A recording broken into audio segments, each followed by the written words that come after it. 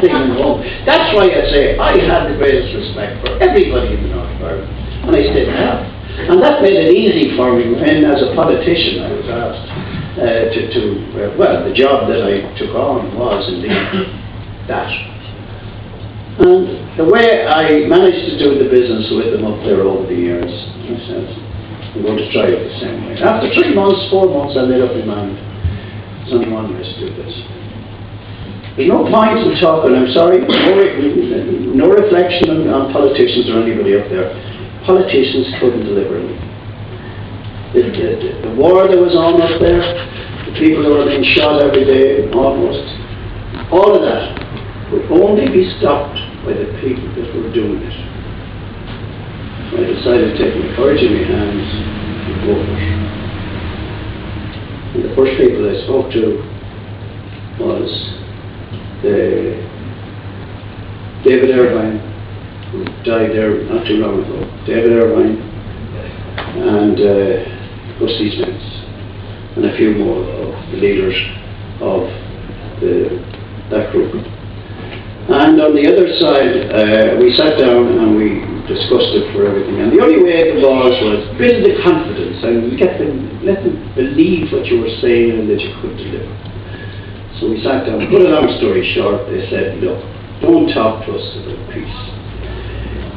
If you can get the IRA to stop for 12 weeks, we'll give you permanent peace. I said, I'll try. And I come back to you and I see how I'm doing. So I said, we're not talking politics, talking nothing except peace. Nothing else except peace. That's it. Right.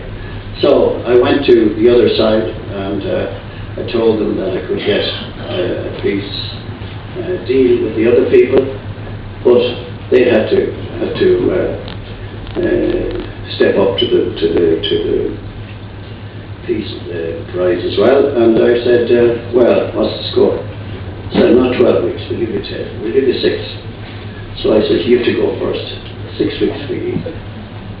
And after 6, the others will step up to the line.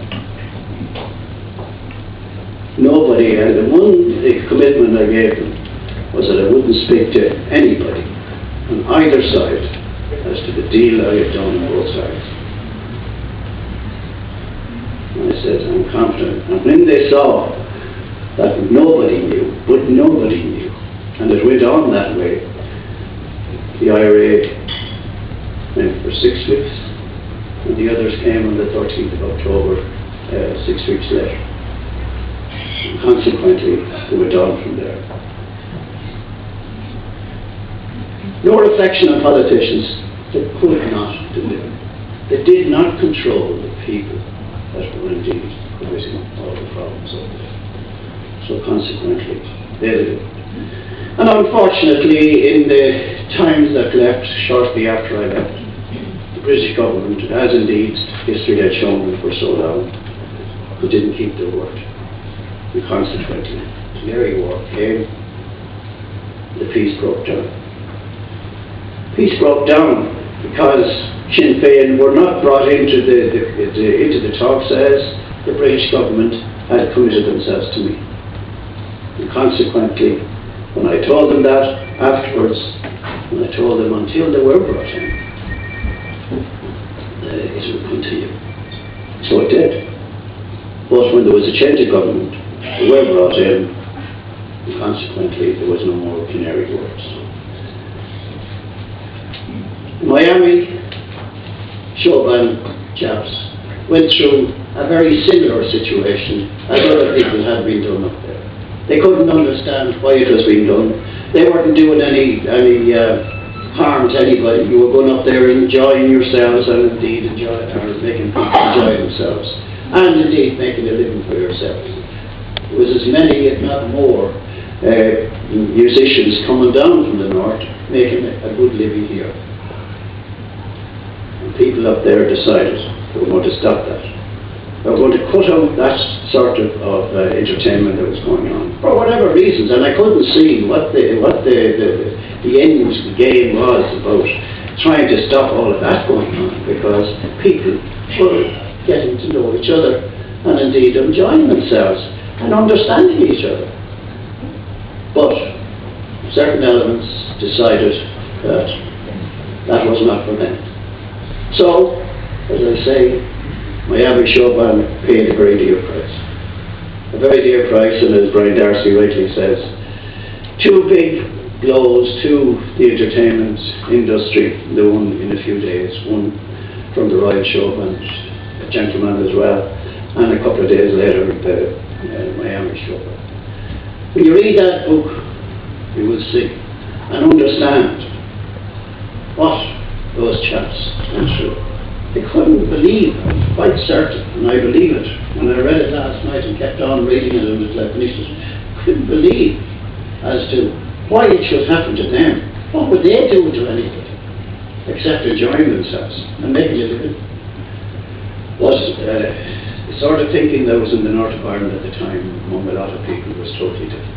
It was very difficult to understand, very difficult to make sense of it. And consequently, as I said, eventually we got through. And indeed, people thought that peace was not possible, that it wasn't possible, that it wouldn't last. But I had come to the conclusion that a lot of people up there had begun to realise that there was a hell of a change, not alone in the Republic of Ireland out here, but in Europe as well. And that where their future lay for so long in London, that we were going way ahead because we went for Europe and they stayed with London. Consequently, we began to look to a different future. They saw where we came from in a short enough period. That's why you have peace. And that's why I'm convinced you're going to stay with peace, because they have to pick up on the grounds that they missed out for so long in the past. And that's where they're going to come up level with us.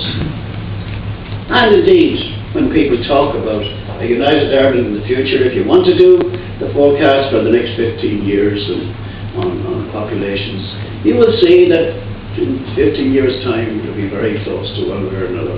But what is important, and what most people, I don't think, realised at the time, that's a section in the Downing Street Declaration that created the consent of the people to a change in our constitutional position lay with the people itself. They have to give the consent to what the change is. And for the first time, it was in the Downing Street Declaration, it was put over to the people. And the people indeed expressed their views on all that went on in recent years. And we're all delighted to see it. And indeed, let the people decide when it is, and no longer will it be left to the people with the guns and the bombs to indeed decide what the future of Ireland is going to be. Thank you very much.